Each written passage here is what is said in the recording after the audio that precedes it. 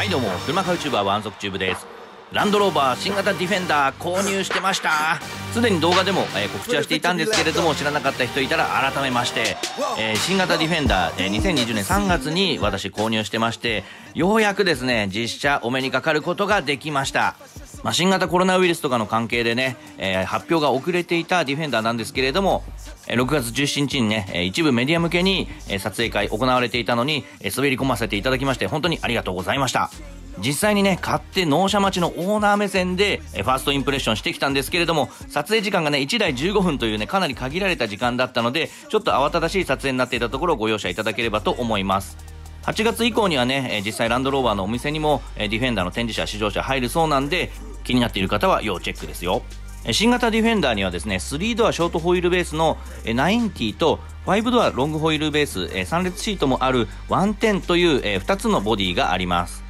で90の方が499万円からとね、意外とランドローバーとしてはそんなに高くないなという印象です。で5ドアの110が589万円からとなっています。このくらいの価格だとね、輸入車 SUV とかレクサスと本当に同じぐらいの価格かと思います。で私が実際に購入した110のスタートアップエディションというね初期限定モデルの見積もりとかね価格、グレード別の装備なんかはブログでもまとめていますので、下の詳細欄にリンク貼っておきますので、合わせて見ていただけると分かりやすいと思います。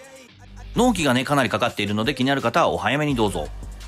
それではねディフェンダーとご対面って感じなんですが、こちらはディフェンダーの110のベースグレードにアドベンチャーパック45万円がついたものになります。ボディカラーはねパンゲアグリーンという今回のね新型ディフェンダーのコンセプトカラーになっていますね。でこの角張ったねフューチャーレトロ感のあるエクステリア、めちゃくちゃかっこいいですよね。かっこいいというか可愛いですね。私も見た目に完全に惚れて買った車でもあります。今回初めて見たんですけれどもね、やっぱりでかいですね。小山のようにでかいという印象でした。で私も買ってから気がついたんですけれども、私が買ったスタートアップエディションとかねこの S 以下のグレードではホームページとかで使われているこの半減型のデイライトがつかないんですね。これ残念。こんな感じでね S 以下では、ポジションランプのところがね端っこが光るだけになります。しかもアダプティブハイビームもつきません。これから買われる方はご注意ください。でウインカーはね S とかではこのようにポジションランプの部分が反転して光るような形になります。ライトを点灯させちゃえばね半円状に光るので、これはこれでね気にならないかなという気もするんですけれども、実際にね SE というね上から2番目以上のグレードだとこの半円状に光るのと、ポジションランプの部分もね輪郭の部分が光っている感じになるので、こっちの方がねやっぱかっこいいなと。しかもアダプティブハイビームもつきますからね。それにしてもねこの四角いエクステリア、それで丸めのね上の部分だけ切られているのがねちょっとねやる気のある面の表情になってて可愛いしかっこいいって感じですね。ケロロ軍曹っぽい。でねフロントのところは本当に垂直に切られたようなデザインになってますよね。で下の部分はこれアルミなのかな、ひんやりした質感があってね本当見た目もいいし触った感じも良かったです。でサイドの方に回っていきましょう。ディフェンダー110のボディサイズは全長なんと5メーターオーバー、全幅も 1.967 と2メーター近く、全高も約2メーターと、むちゃくちゃでかいですよね。5メーター、2メーター、2メーターって感じですからね。本当にスクエアなボディなんですけれども、結構ねシンプルな面構成なんですけれども、単調に見せないようなデザイン処理、結構細かくされています。こちらベースグレードなので本来は18インチなんですが、 S に標準の19インチホイールがオプションで装着されていました。サイドステップのところはねこれオプションですね。でここに、吸気口なんだかありますけれども、ここにもディフェンダーってねロゴがついていてピアノブラックになってるしいいですね。で幅は広いですけどミラーは幅狭タイプになるのでミラートゥーミラーはねそこまで気にならないかと思います。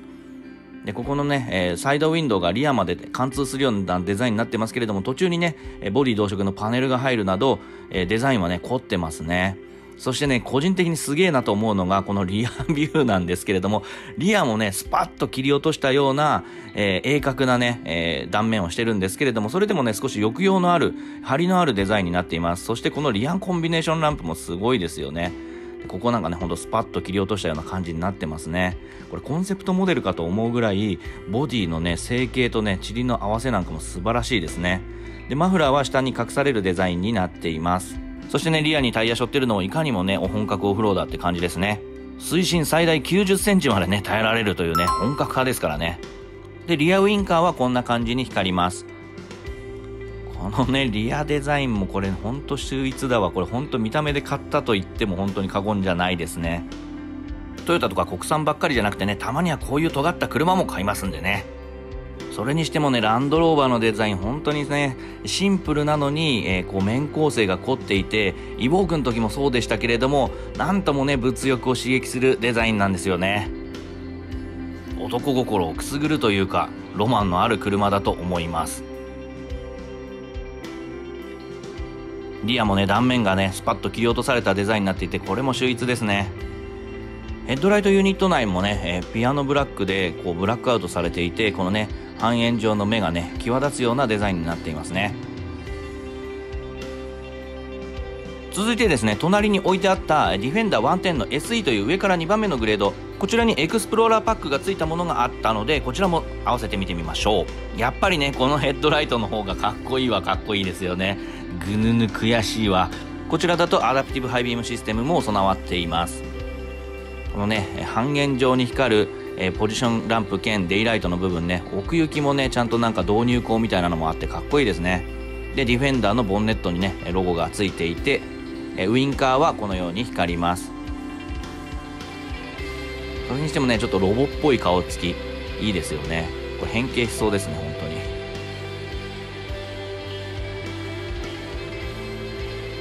でここもねなんかシルバーのものがついていて、で下のところもねこれアルミなのか塗装なのか分かんないですけどね、ここもね触り心地も良かったんですよね。でエクスプローラーパックにはねこのねフェンダーアーチ大きいものがついていて、マッドガードもついています。でサイドに回ってきますが、ルーフキャリアもついていますし、サイドステップもついていますね。この辺もエクスプローラーパックに含まれています。そしてフロントサイドの方に寄っていきますが、SE にはですね20インチのアルミホイルが標準装着となります。マッドフラップもついていますね。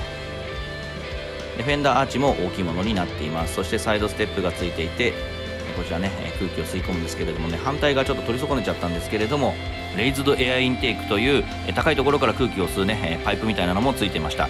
そしてマットブラックのボンネットデカールもエクスプローラーパックに含まれます。そしてねサイドステップもいかついのがついていますね。で一番気になっているこのなんか出っ張りなんですけれども、サイドマウントギアキャリアというねちょっと小物が入れられるようになっています。汚れ物とかね車内に積みたくないものとかをここに収納しておくこともできます。でちゃんとね鍵も閉めることができますね。もうディフェンダーはねオプションの数が多すぎて全然さらいきれないんで、細かくはホームページを見てください。でリアのホイールカバーですね、これもディフェンダーのロゴがついています。これもねエクスプローラーパックに含まれています。でウインカーもこんな感じで光るのを再度取っておきました。それにしてもねリアコンビネーションランプもねこれちゃんと凹凸がありますからね、平面に見えて結構細かいところに処理がしてあります。そしてねこの切り立ったリアサイドの断面処理、これすごいですよね。テスラともまた違うシンプルさのアプローチでね、個人的にはねランドローバーのデザイン好きですね。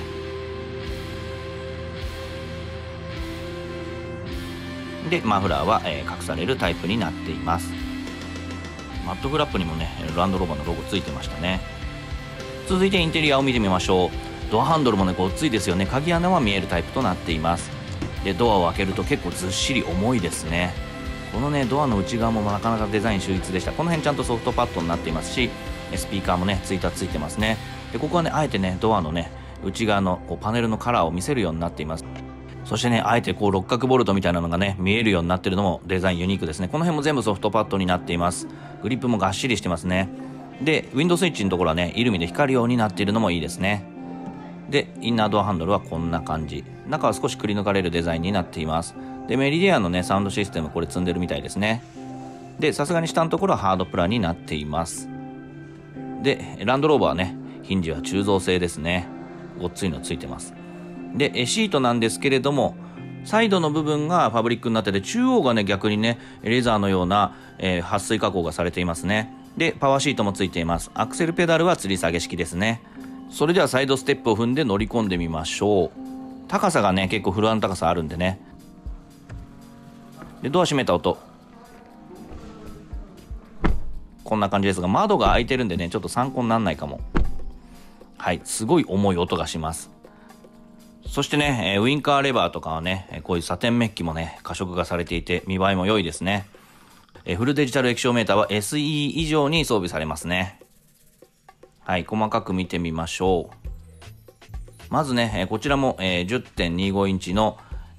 タッチ液晶になっていますけれどもね、ちょっとこれまだ製品版ではなかったので、地図とかはね、まだソフトがね、入ってなくて表示できなかったんですけれども、これもね、ディフェンダー以降、新しいものになっているそうです。なのでね、イボークとかよりも新しいものが装備されます。で、ナビの横とかね、サイド、助手席の方にはこうトレーになっていて、ナビの裏側にもね、物が置けるようになったり、で、ここ USB ポートもついていますね。で、この辺ね、グリップのところとかもステッチついていて、ソフトパッドになっていて、この辺ね、全部柔らかくなってます。で、ディフェンダーのロゴついてますが、ここもね、ザラッとした食感があってね、なかなか良かったですね。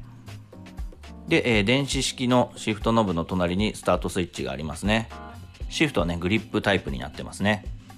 で、その隣にはエアコンの、調整スイッチがありますが、大きなね、ダイヤルの中央にね、液晶になっているのも見た目も良いですね。その下にはね、USB ポート、タイプ C とね、普通の USB と、さらに 12V のシガーソケットもあります。こういうところにもね、ボルトのデザインになっていて連続性がありますし、ここもね、ソフトパッドになっています。で、ここにトレイがありますね。これ後で開けますけれども、その後方はね、アームレストコンソールになっています。中は結構深くて広いですね。で、閉めるとこんな感じ。で、ここが、蓋がパカッと開いて、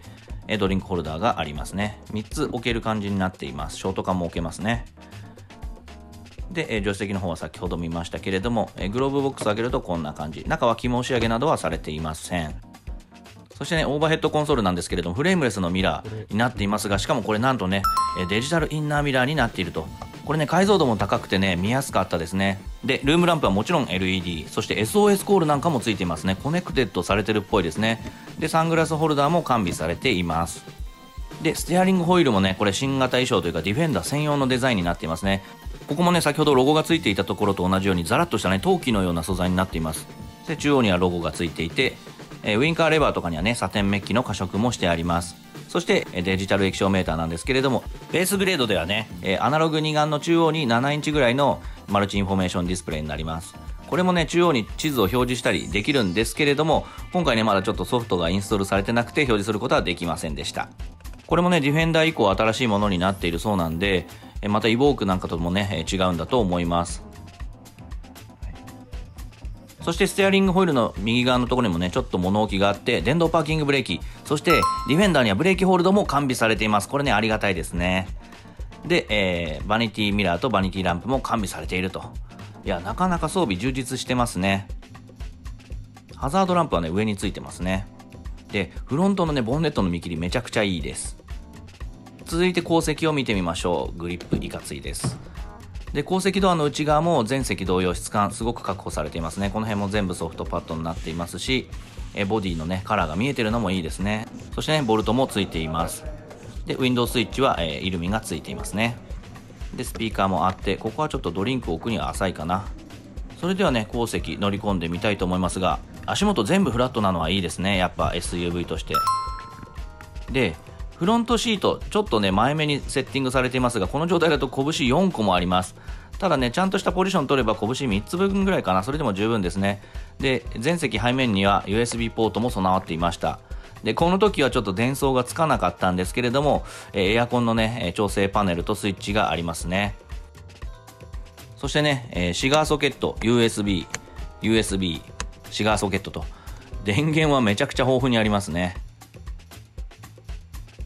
で、グレードによってはね、後席のシートヒーターとかもちろん装備されています。で、アームレストは結構幅広いですが、ドリンクホルダーが完備されています。この辺の質感はね、そんなに高いとも思わなかったですね。そしてディフェンダーではね、伝統なんだそうなんですけれども、ここにね、明かり取りの窓が左右についています。これ90でもついているそうで、これ先代のね、ディフェンダーから、継続されているそうです。これもね、ユニークでしたね。後ろ明るいのはいいですよね。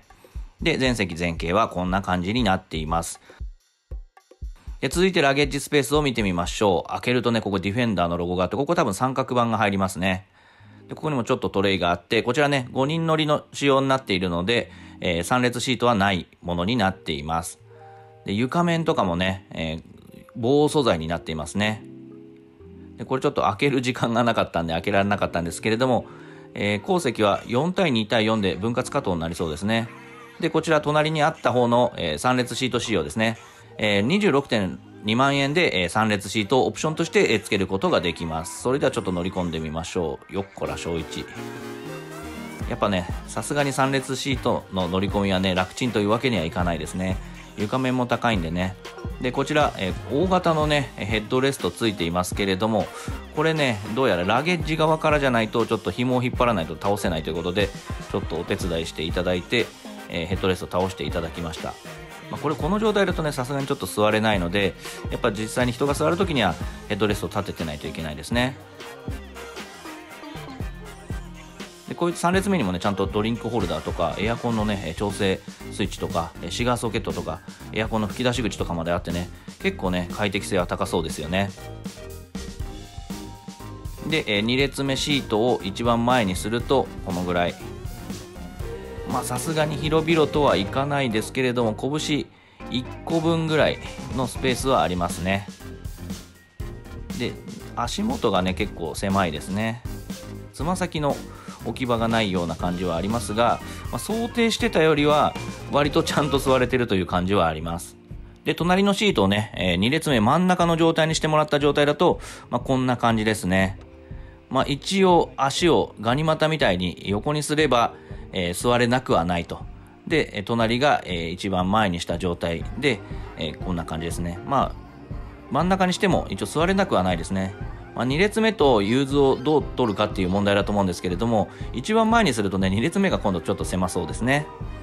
で、全席前傾、こんな感じですね。内装からもカタログモデルではね、いろいろ選ぶことができるので、とにかくね、カスタマイズ性がランドローバーの車は豊富なので、詳しくはね、ホームページのコンフィギュレーターで見ていただければと思います。といった感じで駆け足でしたが、ランドローバーディフェンダー110、こちらの内外装を見てみましたがいかがでしたか。私も購入して初めて見ることができたんで、良かったですね。もうエクステリアはもう100点ですね。S とかね、私が買ったスタートアップだと、半円状のね、デイライトがついてないというところだけが残念ですけれども、それ以外は本当100点満点って感じの好きなデザインですね。で、でかいですけどね。で、内装に関しては質感が高いというところもありますけれども、そうじゃなくてね、キャラクターに合った素材の使い方がされていて本当にうまいなと思いました。ピアノブラックとか木目を使えばいいってもんじゃないっていうのね、そのお手本を見せてもらったような感じがしました。で、価格もね、589万円からと、110の方でもそのぐらいから買えるので、それでね、26万円で3列シートをつけて乗るっていうのも全然ありだと思います。さらに質感とか装備をね、上げたいというのであれば、グレードとかオプションは豊富に用意されているので、もう本当にね、青天井ですけれども装備を良くすることもできます。私が購入したスタートアップエディションは、ちょっとお安い価格で、装備がそこそこ充実しているというね、お買い得モデルだったんですけれども、800万超えちゃいましたね。それでも見積もりなんかはね、ブログでまとめていますので、下の詳細欄にリンク貼っておきますので、合わせて見ていただければと思います。それにしてもね、物欲を刺激されるデザインじゃないかと思います。新型ディフェンダーが気になった方はね、お近くのランドローバー足を運んでみてはいかがでしょうか。私のね、ディフェンダーの納期は当初来年3月って言われてたんですけれども、どうやら早まりそうということで、ちょっとね、そうなってくると今やりくりする車の、都合とかをね考えなきゃいけないんですけれども、その辺もね、納車されたら考えると、買ってから考えるって感じでやっていきたいと思います。これからもね、バンバン車買って、レビューしていきたいと思いますので、チャンネル登録まだの方、ぜひチャンネル登録をお願いいたします。新型ハリアーも7月中旬納車ということで、納車レポートなんかもご期待ください。それでは、あなたの物欲を刺激する車買うチューバーワンソクチューブ、次回もお楽しみに。